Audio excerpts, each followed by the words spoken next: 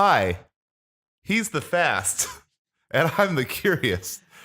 And so, all right, never mind. So anyway, we're just going to go right into this.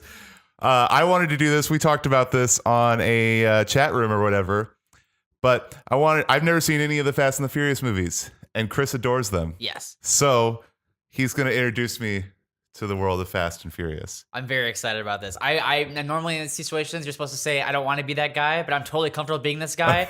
I've been a ride or die with these movies since day one. Like, the world kind of jumped on around like Fast 5, but like I've been here since the beginning. So yeah, I'm like, you picked the right guy, basically. You came to the right person.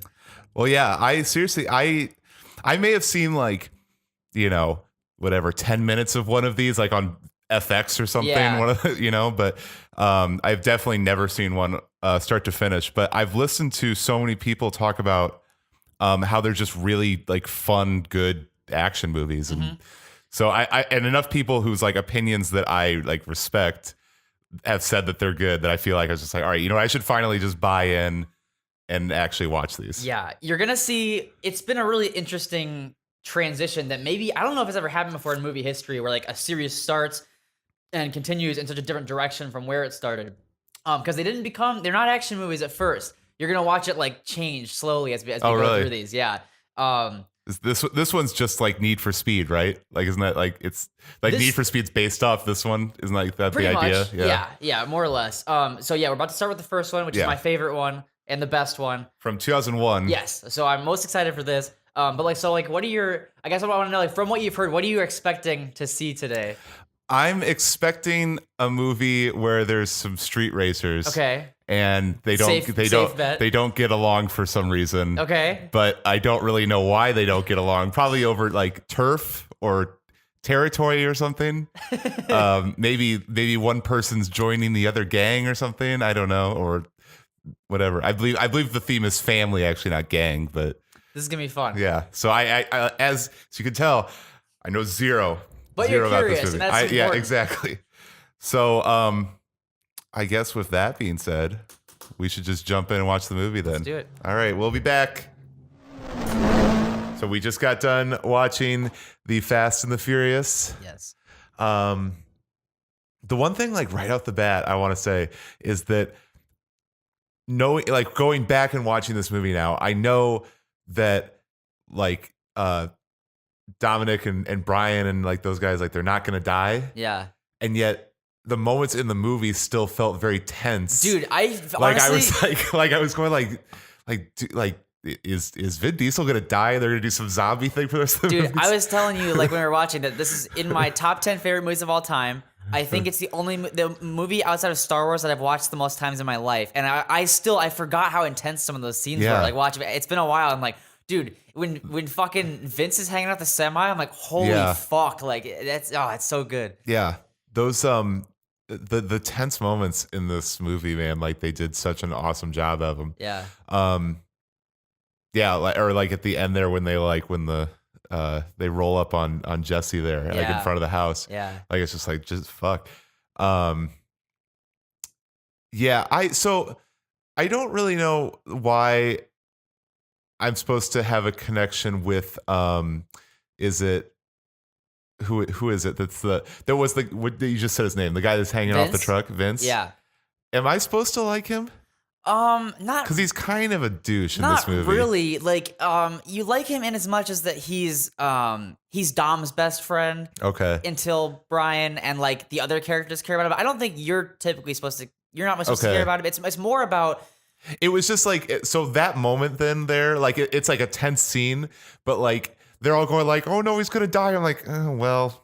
I don't know. I didn't really care. I look at that as being like, well, first of all, like by that point for me, I forget that he's a douche, and I'm just like, that's a human being who's like terrified for his life and trapped there. From that aspect. And then I also look at it as like he's part of this family, this group, and like they all care, and also it shows what kind of guy Brian is, that he risks his neck and his job and whatever to save a guy who was a dick to him the entire movie.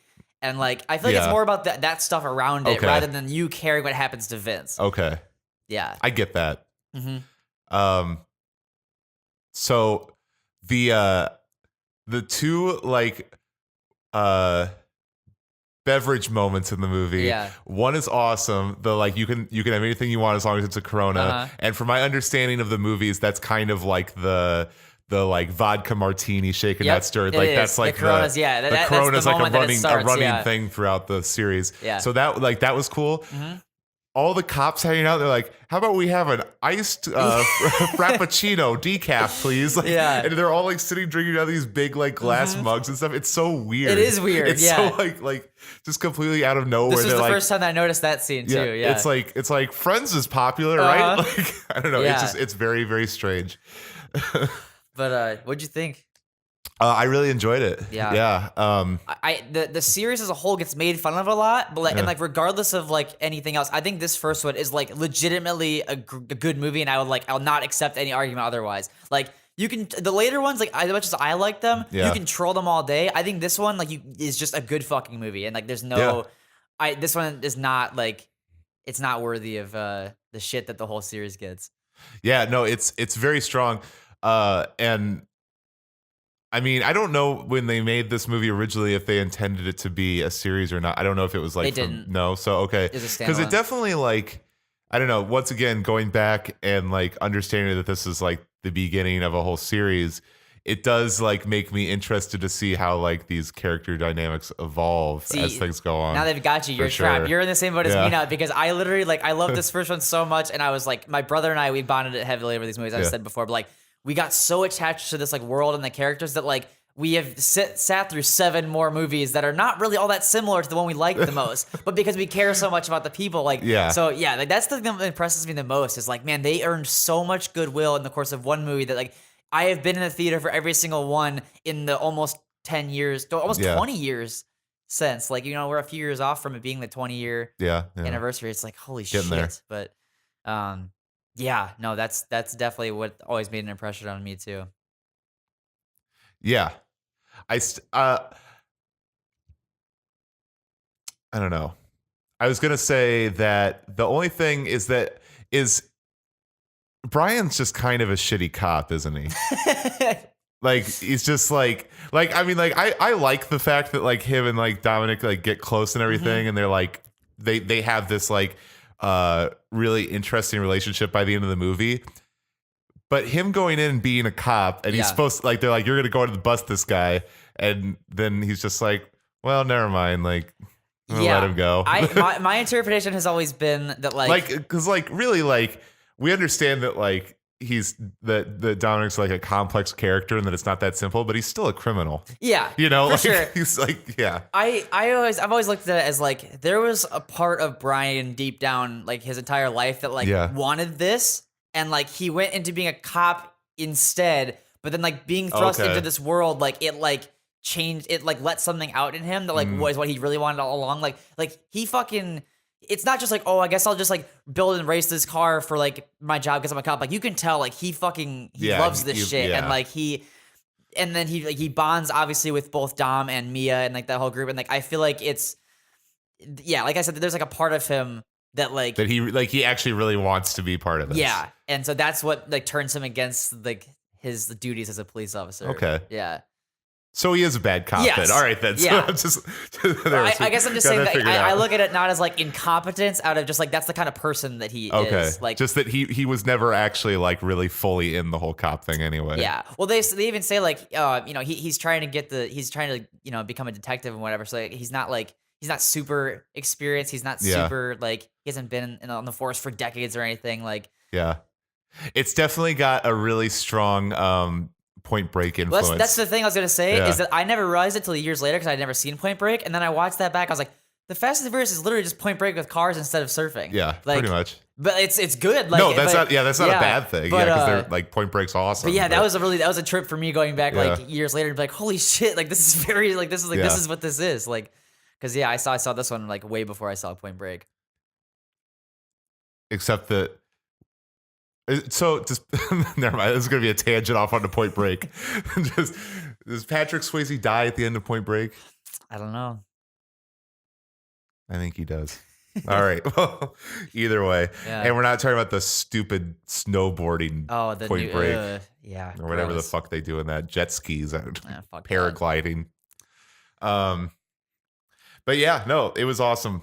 I really dug it, and I'm excited to see how Ludacris fits into all this. Yeah, next movie, Too Fast, Too Furious. There he is.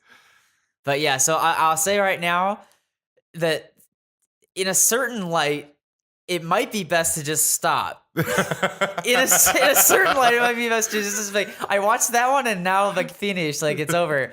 But then, if you like the characters, like you said, then maybe you'll be like me and like embrace the way that the series morphs and changes because you're riding with the same people. Yeah. And I will say it stays somewhat close for the next two. Too Fast, Too Furious, and Tokyo Drift. Like Too Fast, Too Furious, is like the predecessor. You can see where they're eventually wanting it to go, but they don't go all the way there yet. 3 goes back to being closer to this one, which is why it's one of my other like favorites in the series, despite not being nearly as good.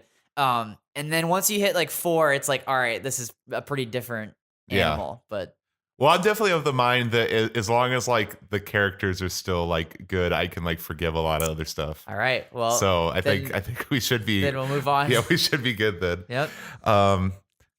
But yeah, so hope you enjoyed this little trip down memory lane for Chris for me learning about it all for the first time. Has your curiosity been sated? Yes. But we'll be back next time with Too Fast, Too Curious. Hit subscribe and leave comments in the thing down below talking about how this is borderline torture. Thanks for watching.